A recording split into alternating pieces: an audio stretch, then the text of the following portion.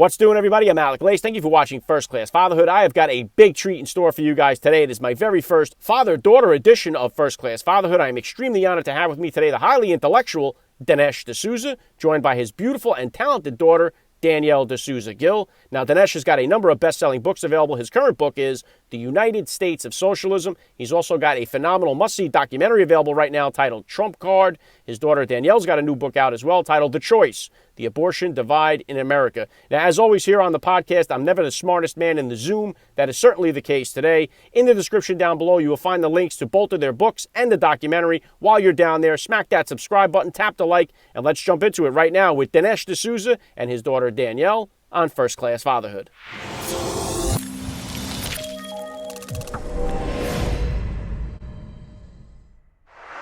Joining me now, first-class father Dinesh D'Souza, along with his daughter Danielle D'Souza Gill. Welcome to First Class Fatherhood. Thank you very much. Looking forward to it. Thanks for having me. All right, let's start it just like this here.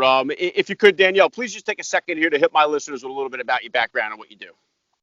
Yeah, so I'm an author of a new book called The Choice, The Abortion Divide in America, where I debunk the left's most popular pro-choice arguments. And I'm 25. I graduated from Dartmouth, and I'm also part of Women for Trump on the Trump campaign. And my first book was called Why God, an Intelligent Discussion on the Relevance of Faith. Good stuff. And how about yourself, Dinesh? Boy, I've been an author and a scholar and a speaker and a filmmaker for a while now.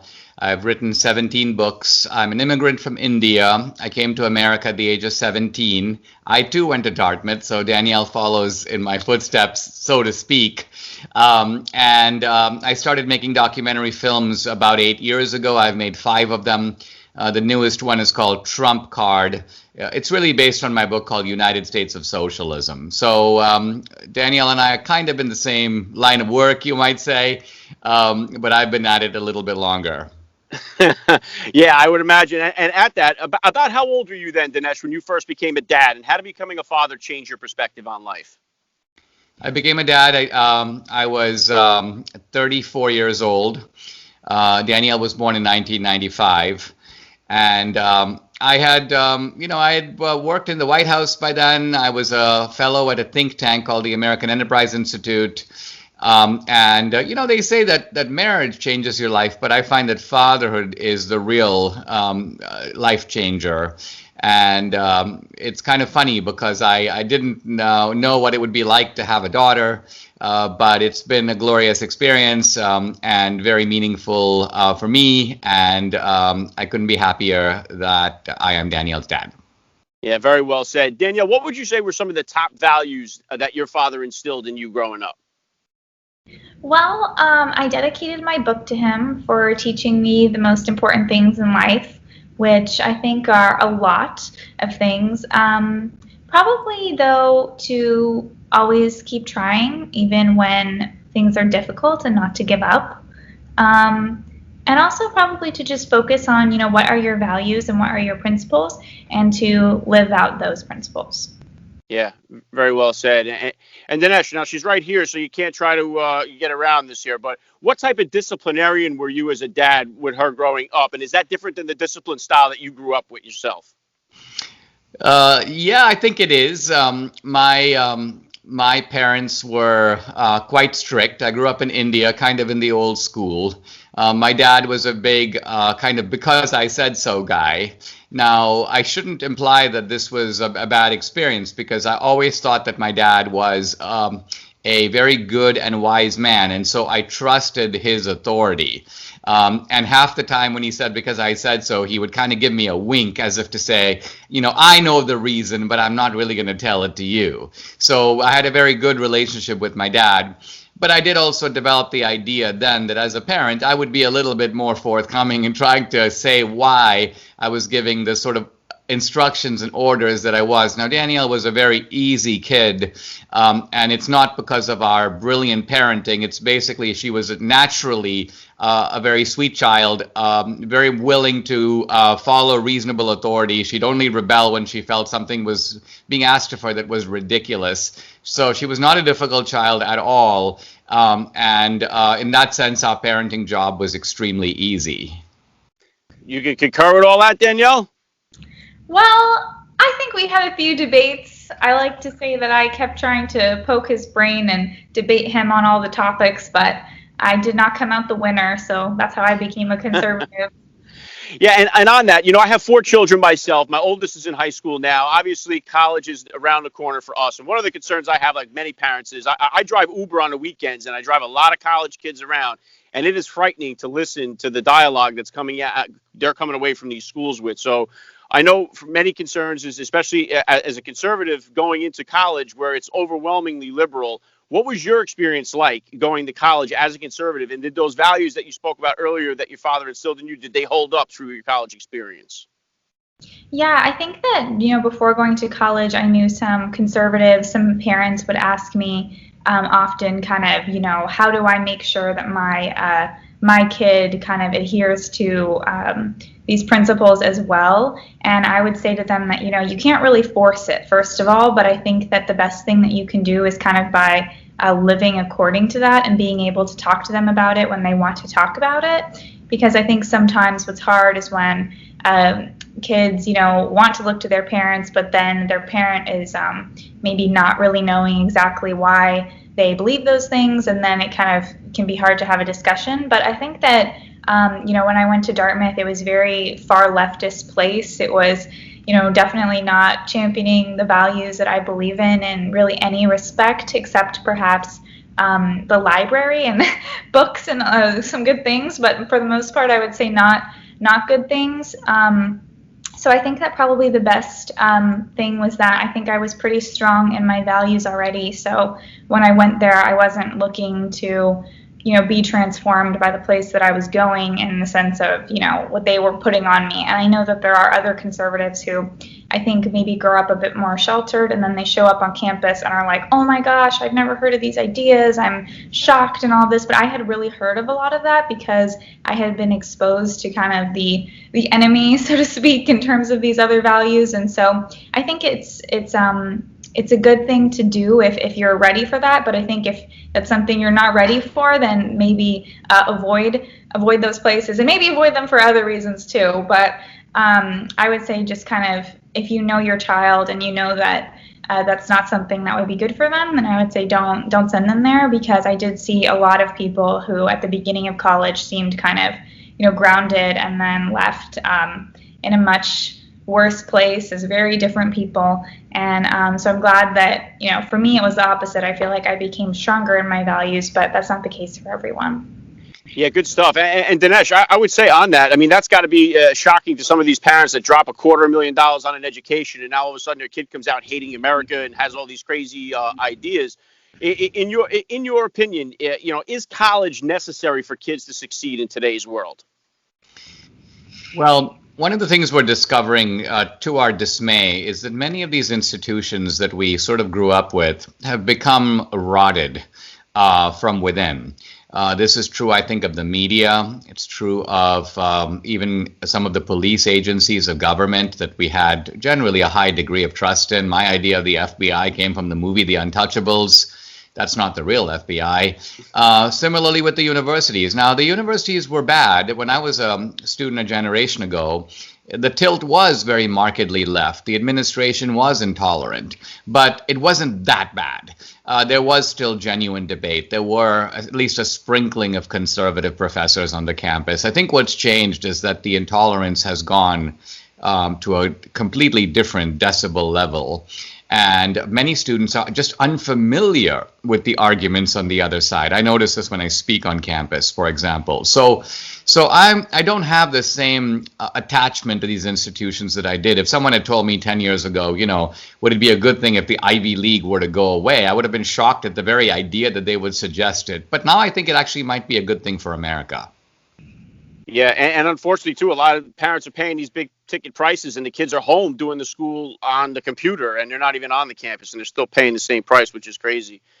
And turning it over here to your book, a timely book now, Danielle. Obviously, right now, one of the hottest topics is about Amy Coney Barrett getting appointed to the Supreme Court, her nomination. Many people are concerned about abortion as a part of that nomination. Your book, The Choice, The Abortion Divide in America, what is it about? Why did you decide to write it? Well, I moved to New York after I graduated from college, and I saw Governor Cuomo light up the Freedom Tower pink to celebrate 9-month abortions without a medical reason. He said he hopes that the rest of the nation follows this. And, we've seen Governor Ralph Northam, Democrat of Virginia, talk about how even after a baby is born, it can be kept comfortable, then a discussion will ensue as to its fate.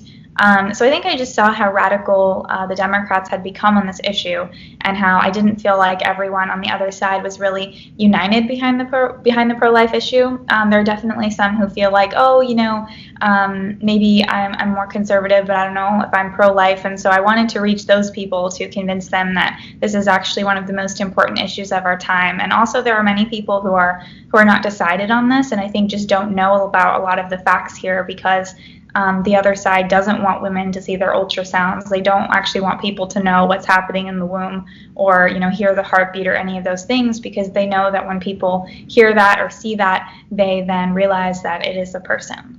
Yeah, and I'm going to follow up with you in a second on that too. But Dinesh, a great plug in the movie for the book too, by the way, in the Trump card. And the Trump card is available now. I saw it the day that you released it. I thought you did a great job with that, Dinesh. I love the way you tied in the threat of 1984 and the whole bit. I know right now one of the big things that's going on is we've seen from the New York Post article, we've seen this censorship that's been coming heavily against the conservative views. Did you have any, what's the response been from the Trump card since it's been out there? And have you had any dealings with any censorship putting it out there? Well, all these themes of Biden corruption, censorship, the media, abortion, they're all in the movie, and they're all under the banner of socialism. Now, it may seem odd because for Marx, socialism was really about economics. It was about the rich and the poor, a class divide. But interestingly, the typical socialist today cares more about abortion than the minimum wage. They care more about transgender bathrooms than they care about universal basic income. So socialism isn't just an economic phenomenon. It's kind of a cultural phenomenon and a moral phenomenon. Now, with the movie Trump card, we've run into all kinds of obstacles, and we had difficulty getting major studios to distribute this movie. While they've distributed all my earlier movies, right now we're trying to get the movie up on Amazon Prime. It's up on Google, it's up on iTunes, it's up on YouTube, Fandango, Comcast. It's up on a bunch of platforms, but Amazon Prime is an important one. But of course, Amazon is just claiming that there's some glitches and we're working on it, but they've been working on it and we're getting closer to the election. I bet you on election day it'll be right up there. So these are all the sort of ways in which corporate media and corporate retailers like Amazon, which shouldn't be playing favorites with regard to products. We have tens of thousands of orders for our DVD with Amazon. There's been a delay in shipping. So again, this is all just very troubling about how our culture has developed these biases, even when you're just trying to put out your point of view. The right to speak freely is no longer safe in America. Yeah, well said. And I saw it on one of the ones you didn't even mention there, Voodoo, I think it was called, that I saw it on, because I was having trouble that day getting it on the other sources, so I was able to get it through there. And Danielle, one of the things I'm curious about is the response that you've gotten from men towards this book and in your dealings, because I may be a little naive in the subject. My wife and I, we went through several miscarriages, and they're very disheartening because not only do we know she's carrying a child, we already start to imagine our life with that child. We see the room, we start thinking of names, we go through this whole prospect, and then the pregnancy ends, and we're left with all those things are just wiped away. And it's really a devastating experience to go through. And in order for this to happen, there has to be two consenting adults to make the pregnancy. But the woman has the right to just terminate that pregnancy without the man's consent. And that's where I think it kind of just makes it seem as if he's irrelevant now. And I think that this has to have an effect on men as well. So what kind of response have you gotten from men when you've been doing your research and feedback from the book? Yeah, I have a chapter on that, on the men's side of it, and I call it "It Takes Two to Tango," because I think that, the child is, of course, needs two parents in order to create that child, the mother and the father. And so I think when fathers are really pushed out of the family, when they're pushed out of these decisions, it's really actually a bad situation, because in many ways the left acts like, men have to be vulnerable, they have to share their feelings and all these things, but the reality is that what really breaks their hearts the most is losing a child and feeling like they had no say in it. And when it comes to abortion, a lot of them feel a sense of PTSD, of feeling like, oh, there was nothing I could do, I felt helpless in the situation, I would have wanted to stop it, but there was no way I could have stopped it. And I look at this one man, his name is Brad Allen, and he talks about how when his partner aborted their child, he couldn't get any kind of proof of this. He couldn't get a birth certificate or a death certificate or any of that. And that, I think, is a big part of people healing, especially maybe even from something like a miscarriage. You have to have some closure from that situation. And so he actually went on this journey to basically get his child's death certificate signed by the abortionist. And when he did, he felt like, at least there was some acknowledgement that his child existed and, was killed, because that allowed him to move on mentally. And so I think that actually there are a lot of men who struggle with this for many years, because there is no attention paid to kind of the closure and the feelings involved in that. And of course, this child is of course better off in the arms of their mother, father, grandparent, adopted parents than in the arms of the abortionist. So, but I think that actually removing fathers is one of the main goals of the left, because they know that when fathers are involved in the home and when there are two parents, children are much more likely to be better off and be independent and also not be dependent on the government. Yeah, and it's one of the major things that I talk about on my podcast. I talk about it all the time, is the fatherless crisis, in my opinion, is the number one social issue that we have in our country. And, nowhere is this more prominent than in the African-American community. And Dinesh, I spoke to Michael Irvin at the Super Bowl earlier this year about this. He was talking about how it's 73% of African-Americans growing up without a father in the home. And it's having devastating results on our society here. So why is the nuclear family unit breaking down in this country? Why is it affecting the African-American community more than any other community?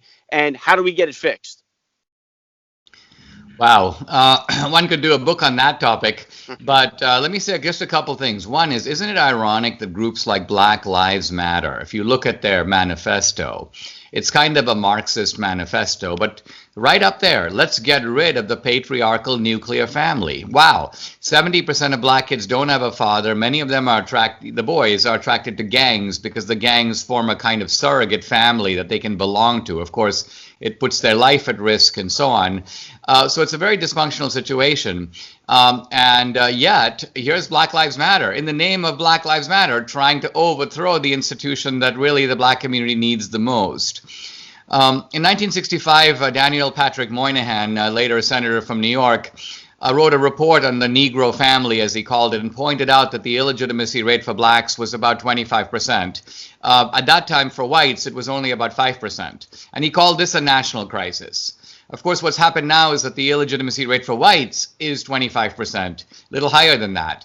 And the illegitimacy rate for blacks has sort of skyrocketed. So we are clearly facing a crisis of fatherhood and of the family. And I think the causes of it run deep. But a lot of it, I think, has to do with the fact that there's a certain kind of individualism that causes people to sort of turn their ideas of self-expression against the idea of the family. For the founders, it wasn't like that. For the founders, we thrive as individuals when we are also fathers and we live in communities, so there's all kinds of belonging. But today there's an idea in our culture that the way to be an individual is to turn against other forms of belonging. And so people literally see divorce as a form of liberation. Yeah, and I hear that quite a bit. Like I said, when I drive Uber and I tell people I have 4 kids, they look at me like I got 4 heads. Like, these young guys think of fatherhood as something to avoid, not something to embrace. And it's very disheartening. And Danielle, did you find in your research, with the abortions, I know that the statistics are high for girls that grow up without a father in their home and getting pregnant. Are you seeing that as, does that affect the abortion rate, or more of the abortions happening from girls who grew up without having a father in the home? Well, I think, unfortunately, what the left has basically done is remove parents from a daughter's choice in getting an abortion. So we know that there are laws that say they don't have to tell the parent if that's something that she's doing. So a lot of them actually have no idea what's even happening. But I think that this marketing from the left is basically, this is a decision you make in your head, and if you do consult anyone, it's going to be the abortionist or a person working at Planned Parenthood. It's not going to be any of these other people in your life who might have thoughts on this or be able to help you in some way. So I think actually it's the removal of really fathers and mothers from the whole narrative in terms of how they want women to even think about this issue, because oftentimes actually grandparents are very interested in being part of this child's life, and so I think that it's very sad that they don't want them to be consulted. Yeah, one of the sad things, Danielle, like you mentioned there, the Freedom Tower being lit up pink in celebration. I'm right here. I've seen that as well. And I couldn't. One of the things that's hard for me to understand is the celebrational spirit of the left side when it comes to abortion, as if there's somehow this is a good thing. I mean, just this year, we're closing in on 700,000 abortions in the U.S. So this isn't some type of minor problem here. And it just seems like it goes against everything that we're talking about here with family values and stuff like that. And Dinesh, obviously we're here. We're on the board. The election is right here. I know before Trump got elected, everyone had these fears. Oh, my God, if he gets in, he's got the nuclear codes. The world's going to explode and all this stuff. And we've seen that never came to fruition. Right now, the scare is if Biden is to get in, we won't recognize America anymore. So what do you see? What happens to this country if Biden goes down as the next president here? Well, I've always tried to avoid the sort of apocalypticism that says the country will be unrecognizable, it will disappear, and so on. In some ways, I think that some of the street violence that we've been seeing over the last several weeks and even months might subside if Biden is elected, because of course their guy is now in the White House. So there's simply no reason to be agitating from the outside. There'll be the hope that many of these radicals can kind of now be on the inside. But I think the bad news, I think, is that the United States is based upon the idea of economic prosperity, ladders of opportunity, social mobility, and also the civil liberties, being able to write the script of your own life. Those are the things I most appreciated about America when I first came as a teenager. And I think those things will become gradually suppressed. We're already seeing it. We don't have to wait for a Biden presidency to lose our free speech rights. Today, if you speak out and you in a corporation, you have a good chance of being called in and subject to re-education or even being fired. And this is not just true if you're in academia or Hollywood or the media. It's true if you work for Google. It's true if you work for General Motors. So there's a kind of chill wind in the air. And I think Trump is the antidote to that. He's fighting against it. He's the most politically incorrect man in America. And so the advantage of Trump is he's clearing the air. We'll look at the deep state. I mean, we would never have known about all these shenanigans, including the Biden family shenanigans, had Hillary been elected. But we know about them now. And unfortunately, I think the deep state will be back in business if Trump loses. So there's a lot at stake in the election. I don't want to minimize it. On the other hand, America's come a long way since 1776. And I think, I dare say, we could even survive a Biden presidency. But I'm going to do my best to make sure that does not happen. Yeah, well said. And Danielle, one more thing on the abortions and in your research for this book and in your writing it. I'm a faith-based person myself. My family, I keep God first in my life. My family, we sit around the dinner table every day and we pray together as a family. And I think it's so important. Are you finding it more that people that are faith-based are less likely to have abortions? I mean, I know we see that the pro-life largely is a Catholic or Christian movement. Or are you finding it just about the same between the secular and the faith-based families? I think the statistics show us they're about the same, but again, I don't know how exactly people are identifying themselves in these polls. A lot of people kind of say they're Christian. I don't know if they are, and so on. So I don't want to say that I could really say, but I think one thing that's really disturbing is the fact that so many churches don't talk about pro-life. They are afraid to, talk about it because they think, oh, this might be political and so on, but it is a moral issue, and we're talking about innocent babies being killed. And so I think that one of the worst things is the fact that many pastors are very much silencing themselves when it comes to talking about issues of life. And so we actually could have many people who go to church on Sunday, many people who are Christian in that sense, walk away feeling like, wow, I am pro-life. But I think that we do not actually get the message out to those people. Those people have to get the message from, maybe media or this podcast, because their pastor isn't going to tell them about it. And I think that is really, really sad, because they should be talking about it. So I think we could definitely have more Christians as pro-lifers, but I think all people can be pro-life, because we are talking about an issue of our conscience and an issue of killing, which I think most people should be against. But I think the Christians have to really lead on the forefront on this, because I don't know how we can be silent on this issue. Yeah, I agree. And the topic itself is very explosive sometimes. It can create a lot of controversy inside of a family itself. And it all starts with this. Dinesh, now, my youngest is my only girl. She's 6 now, right? Out of the 4. And I'm already dreading the time to come where she's going to start hitting that dating scene. Now, you've obviously already been there. Danielle is married. So how did you kind of handle it? Or what kind of advice did you give her when it came time for her to start hitting that dating scene? I don't remember if Danielle and I had in-depth conversations. I think I would be a little bit shy about diving explicitly into this topic. I'm going to let Danielle speak to this a little bit, but I think, again, I was always at ease as a parent. The sort of terrible teens that parents are taught to beware, I was a little bit nervous about, but my worst fears were in no way realized. Danielle has, even as a teenager, had a very good head on her shoulders. And I think she always realized that the most important thing is to find somebody of good character. She was never sort of someone to go for the bad boys or any of that sort of thing. I didn't have to sort of give her warnings about the type of person to avoid, because she actually knew what she wanted. She knew probably better than I could possibly advise her. And so she was very careful in her dating decisions, and I think acted very responsibly, which allowed me to sort of step back and essentially not be directly involved.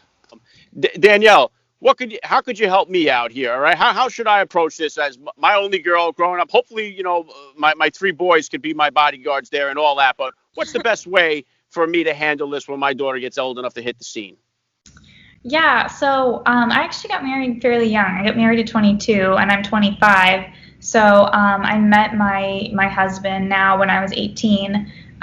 So yeah, it is kind of crazy to think that, we were friends for a long time. We were actually friends for a couple years before we started dating. And when we first met, he was kind of interested, but I actually wasn't interested in dating anyone. When I got to college, I just wanted to kind of make friends and focus on school. And then, a few years later, we dated. But I think that, honestly, probably just kind of laying out this idea that, you're a valuable person. I think that I always had a lot of confidence in knowing that whoever the best guy is out there, who's, the most God-fearing and the most all of this, that is the person that I deserve. And I think that some girls, unfortunately, have very low self-esteem and think that, no one's going to like me, no one's going to think any of this of me. And those are the girls who, unfortunately, say, okay, I'm going to kind of, settle for someone who's not a good person and that kind of thing. So I think the confidence aspect helps a lot. I've definitely known a lot of girls who struggle with that, and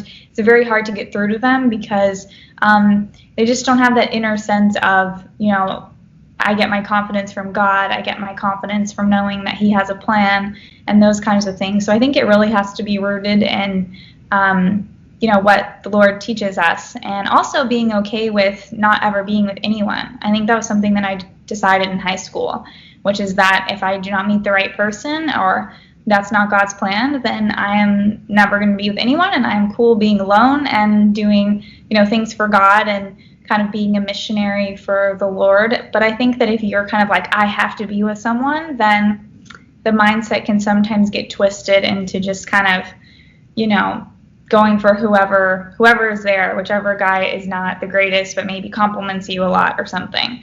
So I would just try to, root them in God as much as you can. I think that's probably the best thing, because that will, stay with her forever. And then hopefully she can have that confidence. Yeah, I'm going to brace for impact and thank God right now that I have time to wait until I'm down that street. But last thing I'm going to ask you, Danielle, here is what kind of advice do you have for the dad out there, or for the parents out there who find themselves in this situation where they are pregnant and they're on this fence about they have this choice to make? If they're against abortion, if they don't know where to turn, what advice do you have for the couple right now that's out there struggling with this type of decision? Yeah, I mean, I would say definitely pray about it and definitely talk to family. I know not everybody has family, so sometimes that's not an option.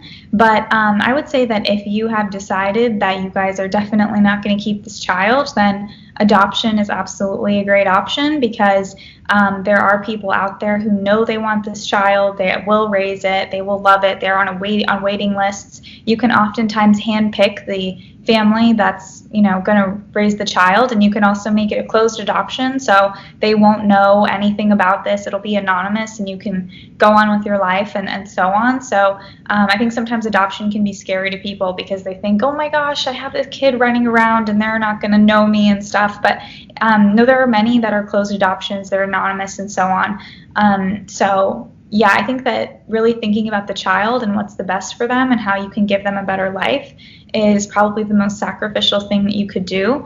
But if you are going to raise the child, I would say there are a lot of resources out there, crisis pregnancy centers, people who can help set you up with, daycare and all kinds of things, even job applications, help with your neonatal stuff, all of that. So definitely, Google it, do some research. There are some great organizations that can help with that too. But and also maybe getting involved in a church or something like that, because having friends and having kind of a support system in terms of your own health in that, and just spiritually, I think would really help a lot. So that would be my advice if you're in that situation. And also, no matter how scary it is, just know that that's how everyone feels who's in that situation, even if you're 20 or 40 or wherever. It's definitely very scary, and it will get better. Yeah, very well said. And Dinesh, the last thing I'm going to hit you with here, I love to ask all the dads that I get on the podcast, what type of advice do you have for that new dad or for that about-to-be father who's out there listening? Well, I guess my advice is that a child is a very precious thing in the world, and it is not only an awesome responsibility, but it's an awesome roller coaster ride, and it's a wonderful experience to be a dad, and it taps into all kinds of feelings and emotions that no other experience can be compared to. So it actually brings out a side of you that would otherwise not come out if you never became a dad. And so there's also a kind of, I think, a wonderful sense in which every individual is their own person. It's more like watching an acorn develop. And so your job is not so much to control your child's life, but just to sort of guide and preside over it. Try to be a good example. A lot of the things that Danielle, I think, picked up from me, I wasn't, quote, teaching her. She developed a love of learning early on. And I think it's just because she grew up in a home with a lot of books and her dad was always reading. And she went, wow, it's really interesting to learn new stuff. And so it was more of that kind of natural, organic process rather than some kind of formal plan of education. It really shows why parenting is the primary form of education, even more so than the school and the university. Yeah, very well said. This has been a big honor for me. I got to say, Dinesh D'Souza, you're a first-class father all the way. Danielle, you're a first-class daughter all the way. And thank you guys so much for giving me a few minutes of your time here on First Class Fatherhood. We really appreciate it. Thank you very much. Yeah, thanks for having us.